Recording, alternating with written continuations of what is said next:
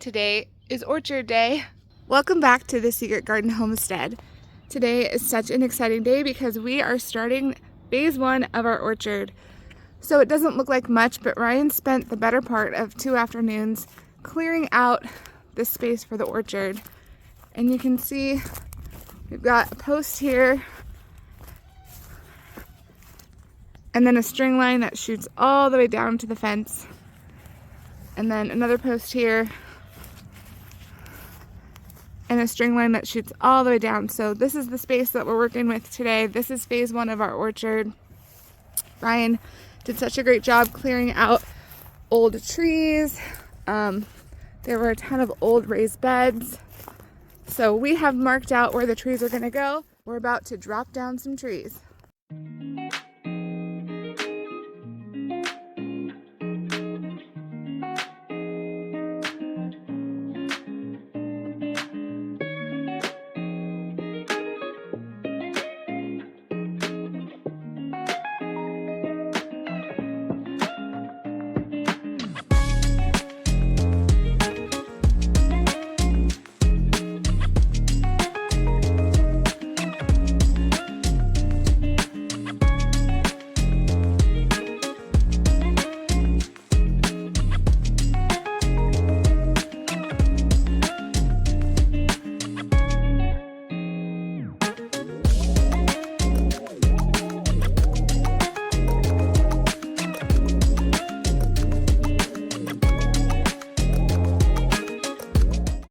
The middle of February here in Northern California, and it's a good time to plant the trees because they're still dormant, and in this area we have gophers.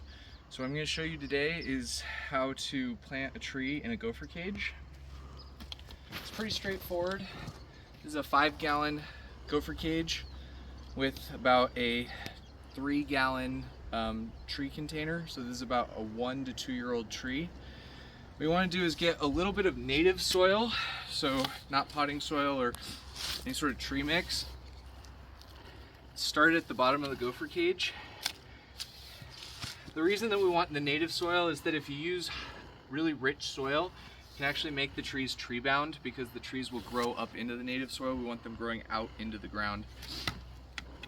Okay, so you get a little bit of a start like this. Now, the key is you only want to fill up to about the top 4 inches. You want to leave 4 inches above the ground. All right, that actually came up much nicer than some of the other trees I've done. So the soil stuck together. Sometimes the soil won't stick together. The soil will fall away. Either way, you can make it work. So you want to try to break it up just a little bit to prevent the roots from going root bound. Be very gentle not to damage the roots. Just a little bit, massage it.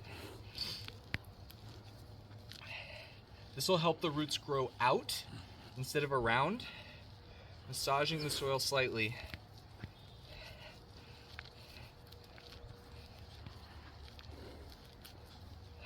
Okay, then this goes into our gopher cage.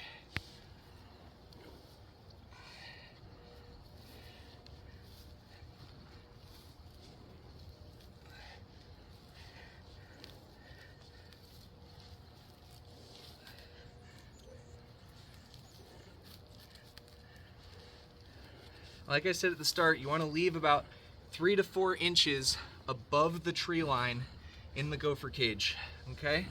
So that looks about right. That's a pretty healthy tree. All right, this goes into our hole.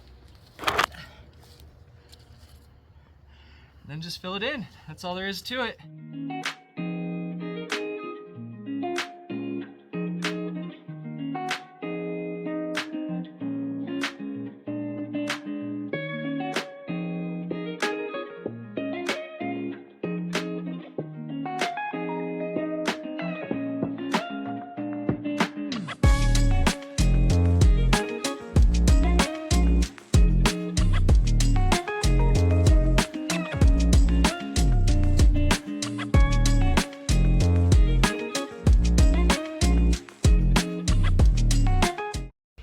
Welcome back to the Secret Garden Homestead. It's admittedly been a few days since we actually finished the orchard, but we've had bouts of rain, and so we haven't had a chance to actually show you the finished product since we completed it over the weekend. So I am in between rain clouds right now, trying to just sneak in to show you what we did. So here we go. All right, so this is the back half of our property, and we have 2 rows of trees that we planted. On the right side, we have 2 rows of 3 trees each, about 9 to 10 feet apart. And on the left-hand side, we have 5 trees, 2 rows of 5 trees that are also about 9 feet apart. The trees that we purchased are mostly semi-standard, but given their pruning, they can be kept smaller. So we felt like that was pretty good spacing. And as I mentioned, this is our first wave. So in this wave, we really tried to stick to just a few types of trees. And I'll walk you through what we ended up getting. And then wave 2 next year, I think we're gonna focus primarily on stone fruits. So our goal with planting this orchard was to ensure that from right to left, we'd be harvesting throughout the year. So over here, we're starting with our avocados, and we have a type A and a type B. Like I said, it was Haas and Fuerte. You can see right here that we planted these gopher cages. We struggle with gophers. It's important to keep the gopher cages above the soil line for a little bit, just because gophers can actually climb over and into the root ball. So that's why you can see the gopher cages here, but we've planted 3 avocado trees. They get pretty large in our area, so we had to be really careful about spacing them apart here. In the back, we went with a Tilden apricot. We had an apricot at the back of our old house. Ryan and I are both not fans of apricots, but we felt like we're trying to plant 16 trees, and so an apricot kind of fit the bill to fill one of the spots. And that produces in June. Okay, and then as far as the Santa Rosa plums, we have 2, and these tend to produce in June, late July, or sorry, June, early July, and these are the best tasting plums I think that I've ever had. Really enjoy those. And then next up we have a Japanese plum. This ripens in early July. I've never had this before. I'm really excited. It's one of our more larger trees. We didn't plant bare roots. We just went to our local nursery and picked up trees, but I've heard great things about planting bare root trees, but this one looks a little bit older just based on the trunk size. Over here we have an Anna apple tree. I've gone through and I've actually tried to prune these trees as best as I can.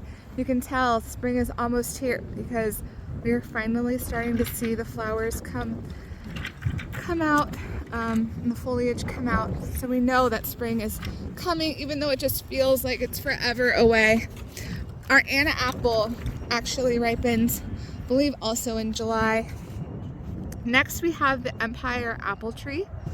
Oh, and this is, I think, starting to show signs of coming out of dormancy. It's really important to plant your trees while they're dormant. That way they have an ability to not get so shocked, and so when they wake up, they're already planted in the native soil and they have a chance to start spreading out, versus if they were not dormant, replanting them could shock them a little bit. This Empire apple, I believe it produces in August. And then in the back we have 2 pear trees. Here's one of them. This is a D'Anjou pear. Again, this ripens in August, followed by a Bartlett pear, which I also believe ripens in August. Yep. So 2 pear trees. And then rounding us up out with apples, in September we have Fuji apples. So we planted 2 Fuji apple trees. One in the front, one in the back.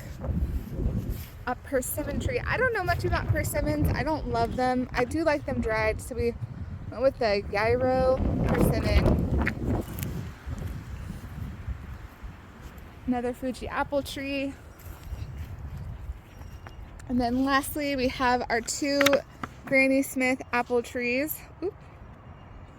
These are supposed to mature in October, I think as late as November. So it really rounds us out with apples all the way to the end of the year.